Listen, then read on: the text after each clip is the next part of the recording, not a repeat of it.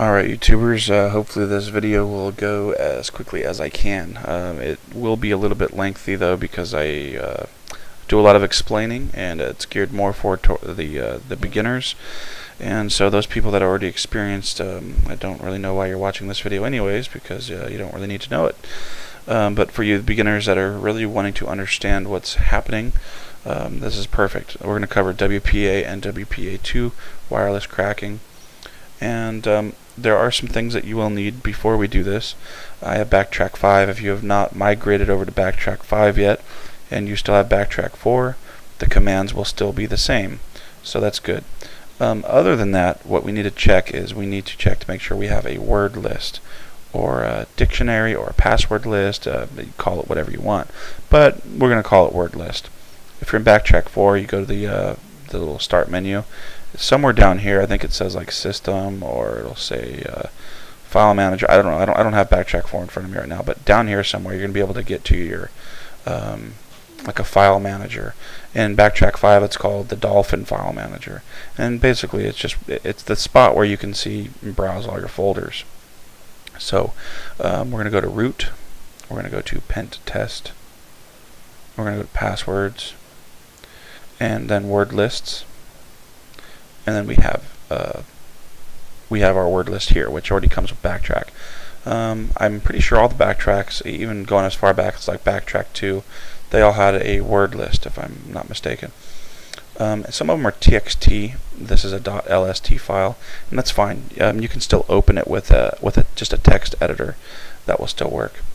But what I'm going to do is I'm going to right-click this and then drag it to the desktop, and I'm going to click copy here. I don't want to move it there, I just want to copy it there. That way I keep the original file in its original location, and if I want to go ahead and now make changes to this file, I can just edit the one that's on my desktop. But whether you decide to do that or not, that's up to you. You just need to remember the location of where this is.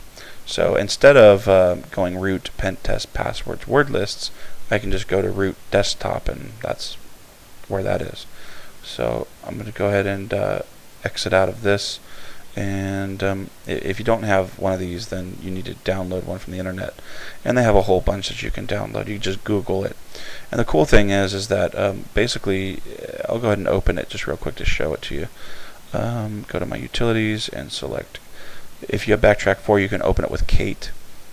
Backtrack 5, which I have, comes with Kwrite, so I'm going to open that, but you can use Kate if you want.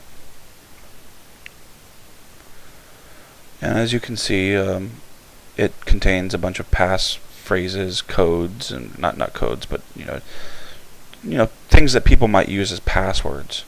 And that's why you would use like a dictionary or something. There's these lists that have a ton of names and all that sort of thing, all in here. So that's what you want. And basically, now that we have it copied to the desktop, I can add things in here. I can copy other things and paste them in here, so it's pretty cool. And you can actually take this, make your own file, and whatever, it doesn't really matter. So okay, what I'm going to go ahead and do now is we're going to go ahead and open up our console, and just like WEP, we're going to start off with airmon-ng. I have my interface here, which is WLAN 0, but yours may be called something else. But we're going to go ahead and put it into monitor mode, airmon-ng, start, and then we're going to go ahead and do WLAN 0. This will go ahead and put it into monitor mode, which is what we need. And this next part is going to be optional. If I do it airmon-ng, as you can see, there's my mon 0. I'm going to go ahead and disable it temporarily so that I can change the MAC address. And I'm going to do it for a specific reason. You'll see in a minute. You don't have to do it though if you don't want to.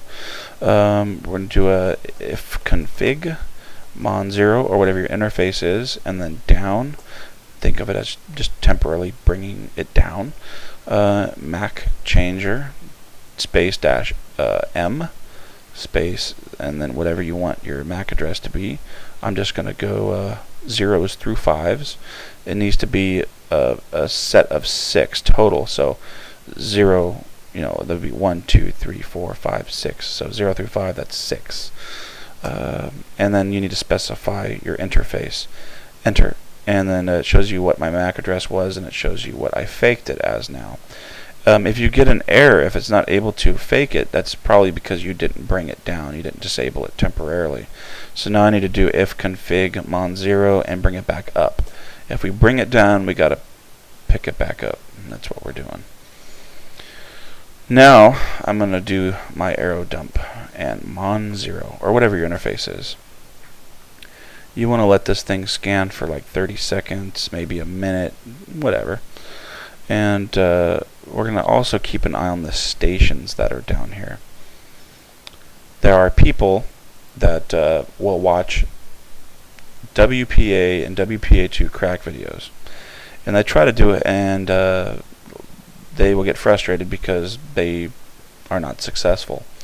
And I'm going to kind of explain a little bit more so that you guys will be a little bit more successful in trying to do what you're doing. So I let it scan for 40 seconds. I'm going to go ahead and stop it. And the one that I'm going to try is the 2wire024.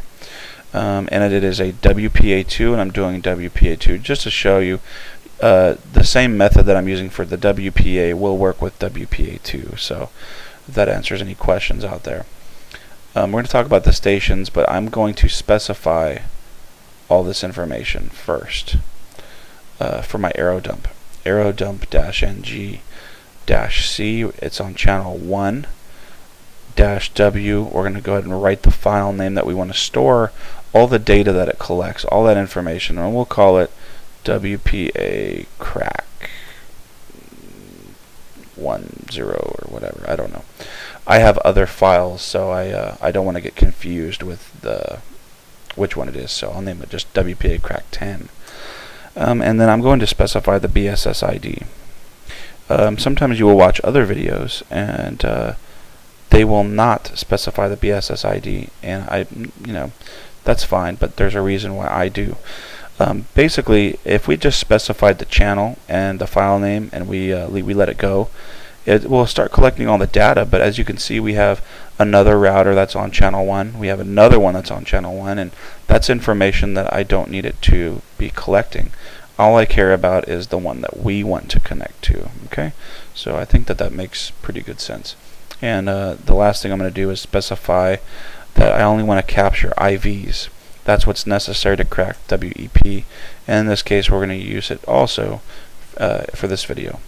So the last thing is mon 0 or whatever your interface is. Enter. And we're going to hopefully see a station pop up here. If there's no stations that appear, then that means that we're not going to be able to do this attack. So I'm going to sit here for a little bit, and hopefully we will have one that comes up.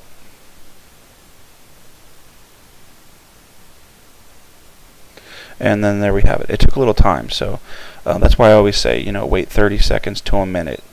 It didn't display right away. So now that we have this is perfect.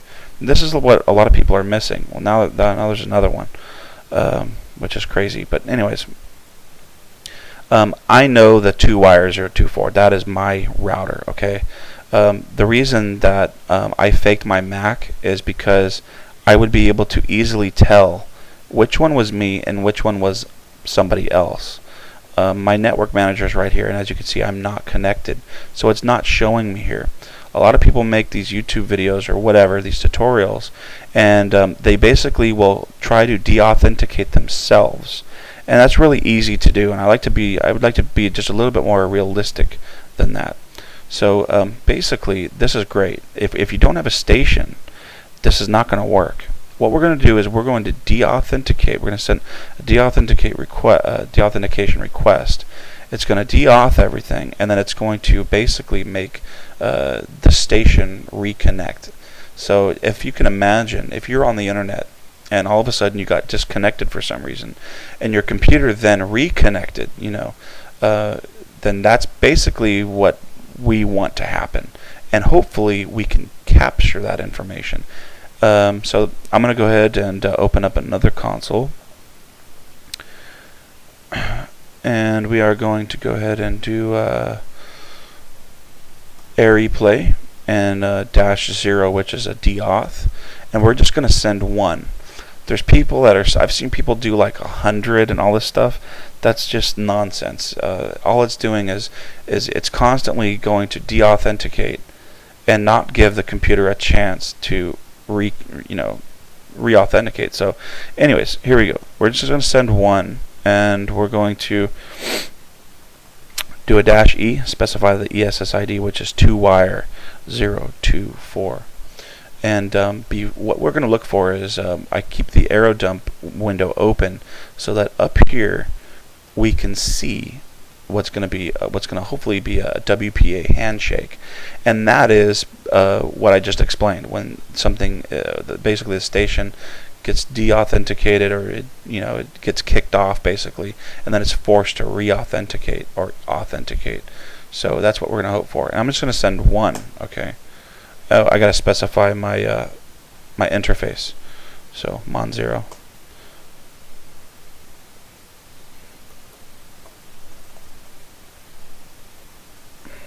There we go. And we're going to wait. All right, give it like 10 seconds. Just be patient. And right there it is. See, we only had to send one. We didn't have to send any more than that. WPA handshake. And then it tells us the BSSID that we want. So that's perfect. That's everything that we need. We only need to do one more thing now, and that's pretty much it. So it's pretty simple. Okay. We're going to go ahead and run our air crack. But actually, before we do that, I'm going to run dir. And as you can see, here's my WPA crack 10. And you'll notice that it puts a dash and a 01. Now, I didn't do that. That's something that Backtrack does automatically. And so just be aware of that. Anytime that you specify a file name, it's going to put a dash and then a 01. And if you do another one with the same exact name, it's going to put a dash 02. So just so you know that. Alright, so here we go. I'm going to go ahead and do air crack. WPAs, we're concerned with the data. And right now we don't have to wait for 10,000 minimum. We don't have to worry about that. So air crack -ng. -W. This is the word list, okay? And the location of our word list, which is on the desktop, is root desktop, and then our word list name, which is this dark code.lst, dark code with a 0.lst. I'm going to put a space, and now we need to specify the WPA crack 10-01, and it's case sensitive. So for example, if your desktop folder was a lowercase d, then you would want to put a lowercase d. So WPA crack 10-01.ivs, and that's all we need. So we've specified the -W. Just think of -W as the word list in this case, and also the file that we stored the data in, which is WPA crack 10. I'm going to go ahead and hit enter, and hopefully this will start its process, which it is. Basically, I'm going to stop the video for now because this could take quite a while. So just be patient with it. Let it do its scan, and I will be right back as soon as hopefully it finds the password. So I'll be right back. Okay. Alright, YouTube, I've gone ahead and, as you can see, it was about 50 minutes, so almost an hour it took to find the key, which is red light. So anyways, that's, and as soon as it's cracked, then it will stop. This right here, the speed of how fast it's going, I forgot to tell you that before. If you go to your arrow dump, which I had left my arrow dump running, but basically once you get that handshake right here, once you get the handshake, you can go ahead and Control C and stop that. That way when you actually do your air crack, it will go a little bit faster. So anyways, I've done a lot of talking, I've done a lot of explaining. I hope it's covered most of the questions that you guys might have. And as you can see, I did crack a WPA2. And if I go to my network manager, it's 2wire 024, and properties, you're going to select WPA passphrase, and as you can see, I've typed red light in. I'll go ahead and say OK. Connect. Look down here.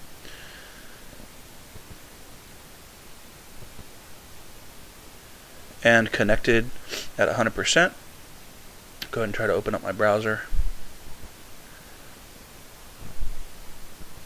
And it loads right into Google. So anyways, thanks guys for watching this movie, and just send me a question if send me a message if you have a question or something. So thanks a lot guys, and we'll see you later.